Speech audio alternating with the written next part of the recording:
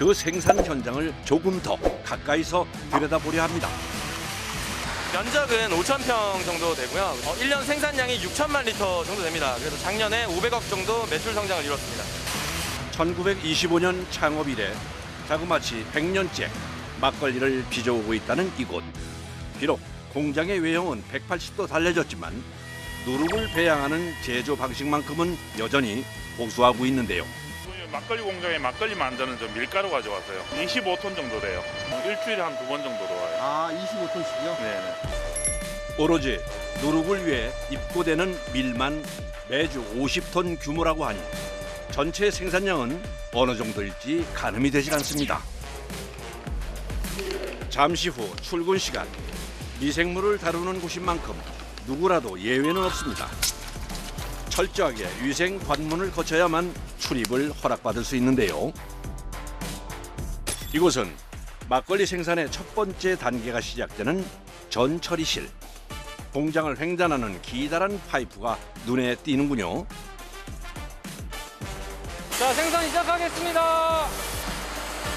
곧바로 파이프와 연결된 기계 설비를 가동시키는 작업자. 막걸리를 만드는 데 있어서 누룩을 만드는데 그 누룩을 만드는 지금 첫 공정입니다. 이게 밀이 일로 들어와서 여기가 이제 밀을 쪄주는 기계입니다. 증작이라고 하는데 일로 밀이 들어가서 이 기계 안에서 스팀하고 수분하고 같이 섞여서 밀이 쪄집니다. 그러니까 밀을 옮겨와서 찌는 게 아니라 이 송관을 거쳐오는 동안 이미 작업이 완료됐다는 얘긴데요. 이번엔 무슨 작업일까요? 저희가 종균을 비벼야 되는데 그 비벼지는 과정에서 이게 입자가 골고루 분포가 돼 있어야지 잘 비벼지기 때문에 저희가 채로 걸러서 작업을 하고 있습니다. 그렇게 곱게 걸은 밀을 교반기에 넣어주고 추가로 한 번 더 가루를 넣어주는 작업자. 백국균이요. 누룩을 만드는 이 공정에서 쓰이는 균들인데 아, 그것도 곰팡이 이쪽인가요? 예, 맞습니다. 다른 여러 균들이 있지만 저희가 이 백국균 단일 종균이라고 하는 거를 사용하고 있는데 온도나 계절의 영향을 많이 받는데 거기에 따라서 막걸리 맛이나 향과 이런 품질이 너무 달라지기 때문에 거기에 가장 특화된 종균이 이 백국균이기 때문에 그 균을 사용하고 있습니다. 아, 그럼 밀가루 찐 거에다 섞어주는 거예요? 예, 맞습니다. 워낙 환경에 예민한 종균이라 쉽게 눈을 뗄 수가 없는데요. 이제 이 종균들을 생산 규모에 맞게 증식하고 배양하는 단계가 이어집니다. 이곳은 누룩을 키워낼 인큐베이터 역할을 하는 제국실입니다. 안에 엄청 덥네요. 예, 30도 정도 됩니다. 습하기도 하니까 그래서 체감 온도는 아마 30도 이상이 될 겁니다. 외부 오염물질의 유입을 막기 위해 처음부터 스테인리스 소재로 설계된 공간. 원료가 투입되는 과정 역시 자동화 설비로 진행됩니다. 단일 입국 생산량으론 국내 최대 규모라는 제국실. 한 번에 생산하는 양만 무려 16톤 규모에 이릅니다. 최대한 사람이 없이 기계로 하게 되면은 그만큼 외부적인 다른 요인들이 균 같은 것들이 침투를 안 하기 때문에 이게 훨씬 더 안전하고 깨끗합니다. 작업자의 개입은 최소한으로 줄여야 하지만 그럼에도 불구하고 반드시 확인해야 하는 것이 있죠. 온도하고 습도하고 안 맞게 되면은 세균 증식이 안 돼서 이 입국 과정 이 밀가루를 다 버려야 됩니다.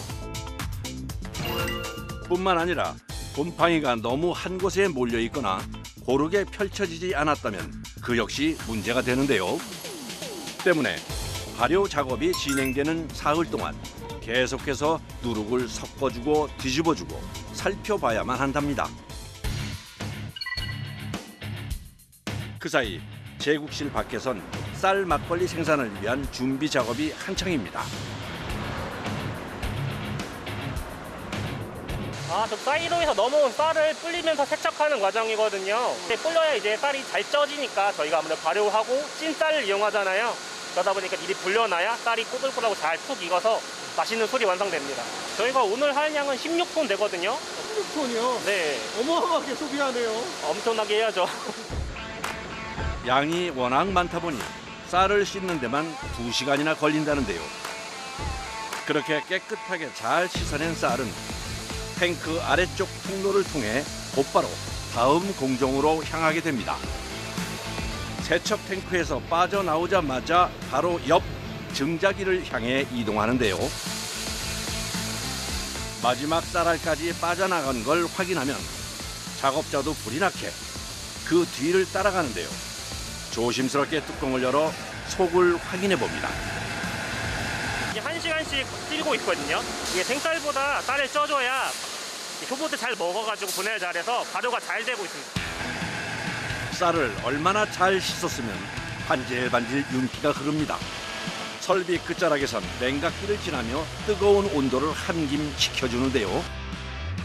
그렇게 쌀 막걸리를 위한 고두밥까지 완성되면 이제 양조 작업이 이루어지는 발효실로 향하게 되는데요. 이곳에선 총 3단계의 발효 과정을 거치게 됩니다.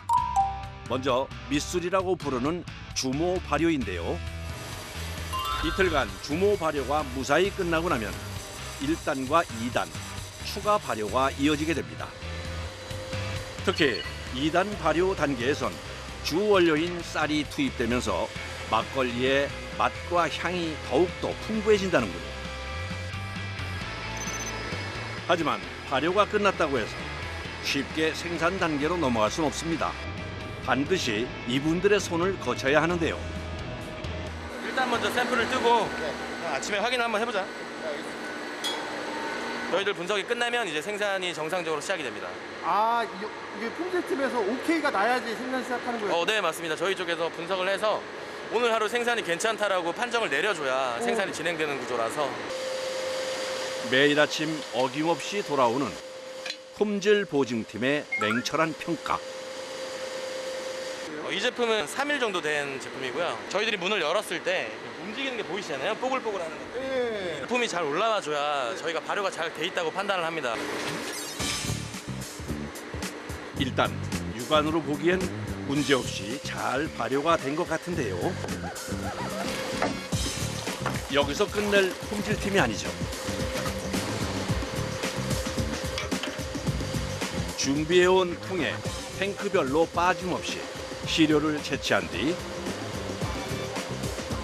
곧장 사무실로 복귀하는데요.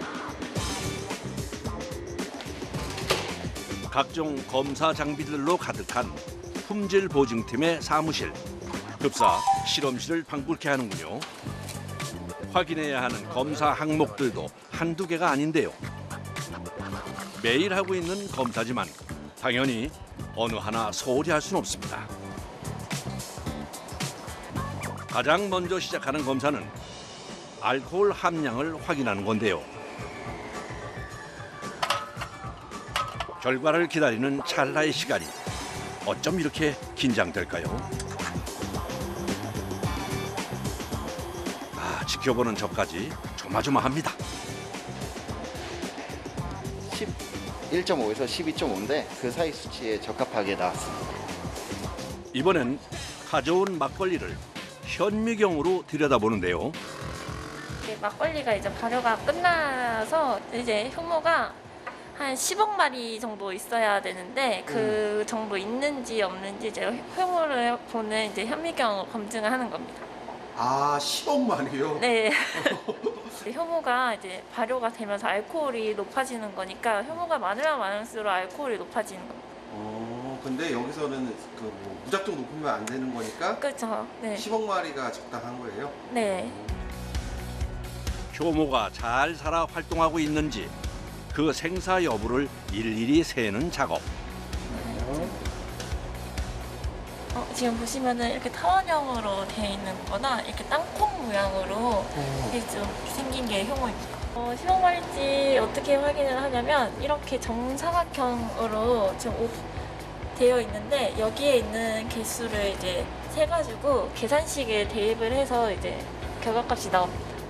저는 일단 타원형인지 땅콩인지 구분하는 것부터가 쉽지 않네요. 예. 그럼 결과 나오는 시간이 개인적으로는 어떠세요? 좀 불안하죠. 이게 뭐 제가 원하는 만큼의 결과값이 나오는지 들어올까? 네, 좀 긴장도 되고 그렇죠. 과연 결과가 어떻게 나왔을지. 맞게 나왔나요? 네, 이번 다행히도 네, 저희가 원하는 수치 정도로 나와가지고 네, 할 수 있을 것 같습니다. 잠시 후 막걸리를 챙겨 들고 홀로 탕비실을 찾은 상엽 씨.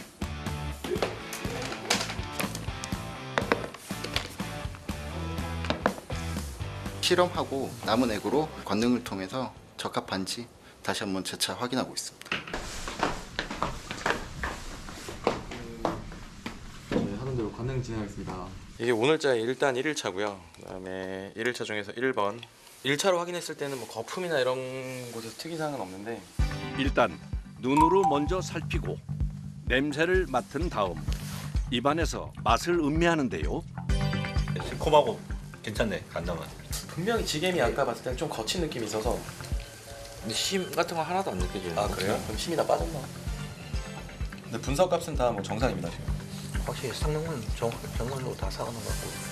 아직 희석한 게 아니라서 도수가 높을 텐데 말이죠. 다들 술이 세신가 봅니다. 많이 드셔도 돼요, 근데? 원래 업무의 일환이기 때문에 네. 뭐 그렇게 많이 마시는 양은 아니고 네. 이러고 이제 업무 다 진행하다 보면은 네.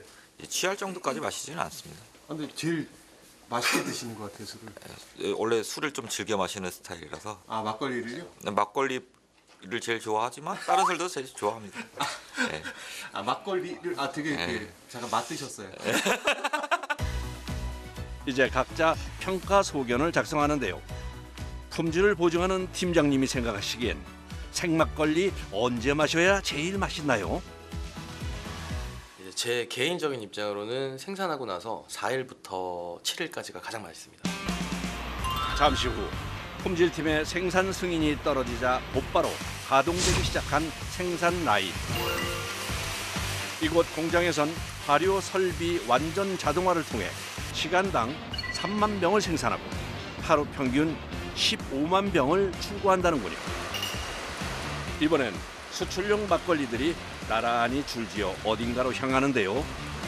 다들 알고 계시는 생막걸리 같은 경우에는 안에 미생물이나 효모가 존재를 해서 지속적으로 발효가 일어나게 되고 그래서 유통기한이 30일입니다. 근데 지금 저희가 수출용이나 지금 내수용으로 지금 만들고 있는 일반 막걸리 같은 경우에는 액을 살균을 하고 그리고 병이나 캡을 살균을 하면서 내부의 미생물 증식을 완전히 억제해 놓은 상태입니다. 그래서 1년 동안이 유통기한이 1년이 될 수가 있는 것이고 이 한 병의 막걸리가 오늘 밤 누군가에게 한 모금의 위안이 되었으면 좋겠습니다. 그날 저녁 무슨 소린가 했더니 제국실 청소 중이군요. 아래층, 2층 다 합쳐서 거의 1톤 정도는 뒷등거리가 나온다고 보시면 돼요. 그냥 그날 하루는 그냥 이제 청소해야 되는 걸로. 누룩이 막걸리 맛을 좌우하는 만큼 제국실을 청소하는 일 또한 막걸리 공장에선 굉장히 중요한 일입니다.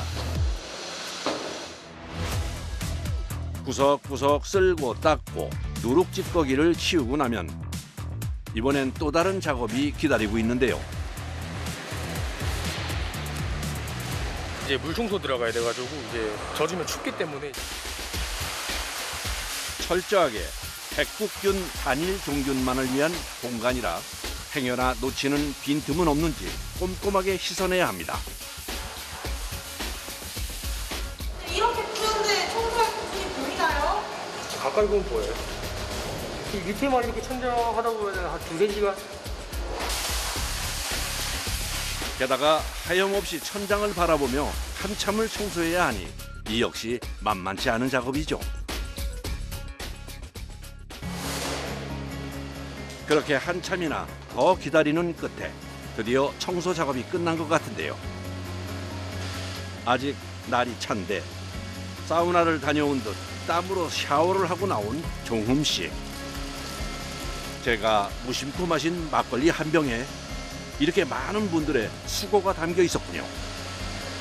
만들 때 제 가족, 제 친구들이 먹는다는 생각을 하고 열심히 만들고 있습니다. 막걸리 한 잔 드시면서 세포를 푸시면 좋겠습니다. 감사합니다.